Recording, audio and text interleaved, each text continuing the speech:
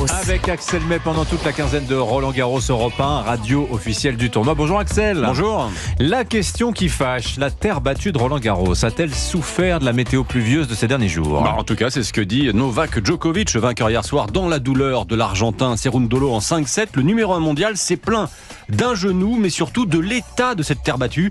Le Serbe estime que par endroits, la brique pilée est devenue trop glissante en raison des conditions humides, particulièrement humides, c'est vrai, de ces derniers jours. Je suis tombé, j'ai survécu et j'ai gagné, super. Mais est-ce que je pourrais jouer le prochain match ? Je ne sais pas. Je ne connais pas la gravité de ma blessure. Et est-ce qu'on aurait pu l'éviter ? Sans aucun doute. Avec peut-être un traitement plus fréquent sur les cours pendant les sets, c'est tout ce que je demande. Alors, il parle du traitement de la terre battue, Novak Djokovic, qui laisse planer donc le doute sur l'état de son genou.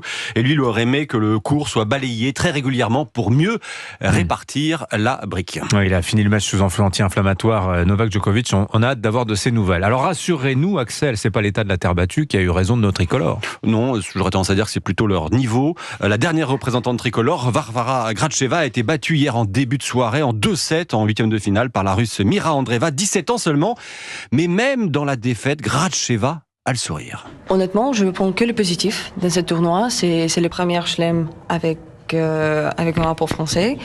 Oui, aussi, j'ai fait mon meilleur résultat, donc déjà avec ça, je peux être tellement contente et j'ai été sélectionnée pour le jeu. Donc il n'y a que le positif, je suis tellement contente et fière.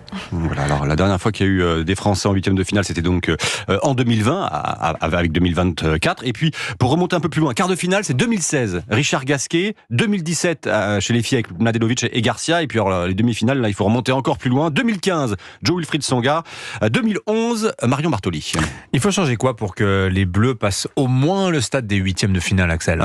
Martin Lange a rencontré le finaliste 1988 de Roland Garros, Henri Lecomte, qui participe au tournoi des légendes, exhibition d'anciennes stars de tennis. Et pour lui, les jeunes doivent s'endurcir. C'est une mentalité, la mentalité qu'il faut qu'on évolue en France. On va arrêter d'un peu les protéger. Voilà, c'est signé Henri Lecomte. Je signale, début des quarts de finale aujourd'hui, sans le russe, Danil Medvedev, numéro 5 mondial, battu hier par l'Australien demi-nord, mais avec Sacha Zverev, l'Allemand, qui s'est imposé en huitième de finale à près de 2h du matin. Oui, c'est ça, ouais, c'est absolument. Plus de 4 heures de rencontre. Et il y a un tournoi de Roland Garros difficile, Alexander Zverev. On verra la suite. On verra la suite. Merci Axel May, le journal de Roland Garros tous les matins sur Europe 1.